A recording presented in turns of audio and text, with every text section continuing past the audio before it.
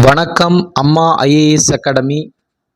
TNPSC எக்ஸாம்ஸில் previous இயரில் கேட்கப்பட்ட பொது தமிழ் மிக முக்கியமான வினாக்களை பார்க்க போகிறோம். இன்றைக்கி பார்க்க போகிற ஃபஸ்ட்டு வினா, கள்ளிக்காட்டு இதிகாசம் என்ற புதினத்திற்கு சாகித்ய அகாடமி பரிசு வழங்கப்பட்ட ஆண்டு. சாகித்ய அகாடமி பரிசை பொறுத்த வரைக்கும் இந்தியாவில் 24 இந்திய மொழிகளில் இருக்கிற சிறந்த இலக்கியங்களுக்கு ஆண்டுதோறும் சாகித்ய அகாடமி என்ற அமைப்பு சார்பாக பரிசு வழங்கப்படுகிறது. சிறந்த இலக்கியத்திற்கும் சிறந்த மொழிபெயர்ப்புக்கும் இந்த விருதுகள் ஆண்டுதோறும் 24 இந்திய மொழிகளுக்கு வழங்கப்படுகிறது.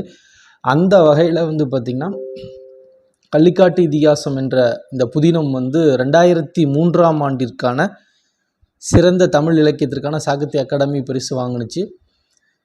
இந்த நூலை எழுதியவர் யாருன்னு பார்த்தீங்கன்னா கவிஞர் வைரமுத்து அவர்கள். கவிஞர் வைரமுத்து அவர்களை பொறுத்த வரைக்கும் தேனி மாவட்டம் மெட்டூர் என்னும் கிராமத்தை சார்ந்தவர்.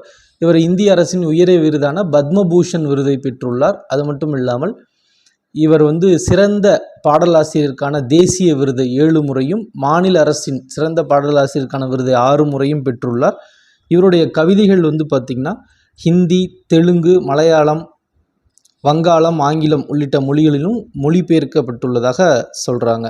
ஸோ கள்ளிக்காட்டு இதிகாசம் சாகித்ய அகாடமி பரிசு பெற்ற ஆண்டு 2003. எழுதியவர் கவிஞர் வைரமுத்து.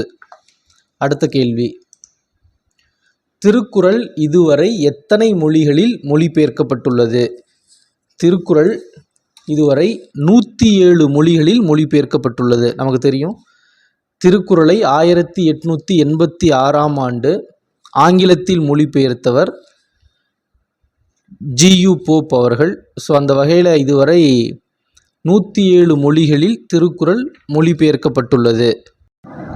அடுத்த கேள்வி, திருக்குறளுக்கு பதின்மர் எழுதிய உரைகளில் சிறந்த உரையாக யாருடையது கருதப்படுகிறது? பதின்மர் அப்படின்னா 10 பேர். ஸோ திருக்குறளுக்கு பார்த்திங்கன்னா 10 பேர் உரை எழுதியிருக்காங்க. சிறந்த உரையாக யாருடைய உரை கருதப்படுகிறது அப்படிங்கிறதுக்கு முன்னாடி, திருக்குறள் முதலாக பதிப்பிக்கப்பட்டது, ஓலைச்சுவடியிலிருந்து பதிப்பிக்கப்பட்டது 1812ஆம் ஆண்டு. தஞ்சையில் பதிப்பித்து வெளியிட்டவர் மலையத்து வசவன் மகன் ஞானப்பிரகாசம், 1812. அதற்கு ஒரு 10 பேர் உரை எழுதியிருப்பாங்க. அந்த 10 பேர் யாருன்னு பார்த்தா தருமர், தாமத்தர், திருமலையார், பருதி, பரிப்பெருமாள், பரிமேலழகர், மல்லர், மணக்குடவர், நச்சர், காளிங்கர் அப்படின்னு ஒரு 10 பேர் உரை எழுதியிருப்பாங்க. இதில் திருக்குறளுக்கு முதலில் உரை எழுதியவர் அப்படின்னு கேள்வி கேட்டிருக்காங்க. அப்படின்னு கேட்டால் மணக்குடவர். யாருடைய உரை சிறந்த உரைன்னு கேட்டால் பரிமேலழகர் அவரோட உரை தான் திருக்குறளுக்கு சிறந்த உரையாக கருதப்படுகின்றது. அடுத்த கேள்வி, தொல்காப்பியத்தில் உள்ள இயல்களின் எண்ணிக்கை. தமிழில் கிடைக்கப்பெற்ற முதல் இலக்கண நூல் தொல்காப்பியம். அதை எழுதியவர் தொல்காப்பியர் அப்படின்னு சொல்லி நமக்கு தெரியும். இந்த நூலில் 3 அதிகாரங்கள் உள்ளன. எழுத்து, சொல், பொருள் என 3 அதிகாரங்களை கொண்டது தொல்காப்பியம். ஒவ்வொரு அதிகாரத்திலும் 9 இயல்கள் இருக்கு. எழுத்து, சொல், பொருள் என ஒவ்வொரு அதிகாரத்திலும் 9 இயல்கள் உள்ளன. அப்படி பார்த்தா 3 இயல்களையும் சேர்த்து மொத்தம் தொல்காப்பியத்தில் 27 இயல்கள் உள்ளன. இந்த தொல்காப்பியம் அதிகமான அறிவியல் சார்ந்த கருத்துக்களை சொல்கிறாங்க. இது எழுத்து, சொல் அதிகாரம் மொழி இலக்கணத்தை கூறுகிறது. பொருள் அதிகாரத்தில் தமிழரின் அகம்புறம் சார்ந்த வாழ்வியல் நெறிகளையும் தமிழ் இலக்கிய கோட்பாடுகளையும் பொருள் அதிகாரம் விளக்குகின்றது. இந்த தொல்காப்பியத்தில் ஓரறிவு முதல் 6 அறிவு வரை உயிர்களை வகைப்படுத்தி சொல்லப்படுகின்றது. மற்றும் எழுத்து பிறக்கும் முறையை, எழுத்து பிறப்பியல் முறையை கூறும் நூல் அப்படின்னு கேட்டாலும் தொல்காப்பியத்தை நம்ம சொல்லலாம். அடுத்த கேள்வி, முப்பெண்மணிகள் வரலாறு என்ற நூலை எழுதியவர் யார்? அதாவது மறைமலை அடிகள் அப்படின்னு சொல்லுவாங்க. இந்த மறைமலை அடிகள் யார்? அவருடைய இயற்பெயர் வேதாச்சலம். இந்த மறைமலை அடிகளோட மகள் யாருன்னு பார்த்தீங்கன்னா நீலாம்பிகை அம்மையார். அவங்களோட காலம் 1903 முதல் 1943. இந்த நீலாம்பிகை அம்மையார் தான் முப்பெண்மணிகள் வரலாறு என்ற நூலை எழுதியவர். இவர் நீலாம்பிகை அம்மையாரும் தன்னுடைய தந்தையை போலயே தனித்தமிழ் பற்றுடையவராக இருந்தாங்க.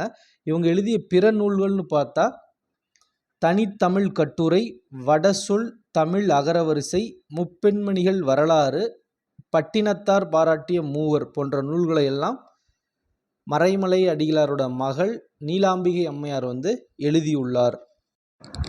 அடுத்த கேள்வி, பரமானு புராணம் என்ற நூலை எழுதியவர் யாருன்னு கேட்குறாங்க.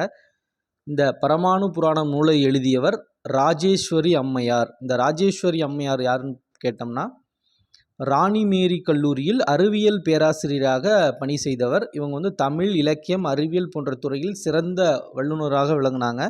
இவங்க திருமந்திரம், தொல்காப்பியம், கைவல்யம் போன்ற நூல்களில் இருந்த அறிவியல் கருத்துக்களை சொற்பொழிவாற்றி பரப்பியவர் அப்படின்னு சொல்லி ராஜேஸ்வரி அம்மையாரை சொல்கிறாங்க. இவங்க எழுதிய நூல்கள்னு பார்த்தா சூரியன், பரமானு புராணம் போன்ற அறிவியல் நூல்களை ராஜேஸ்வரி அம்மையார் எழுதியுள்ளார்கள்.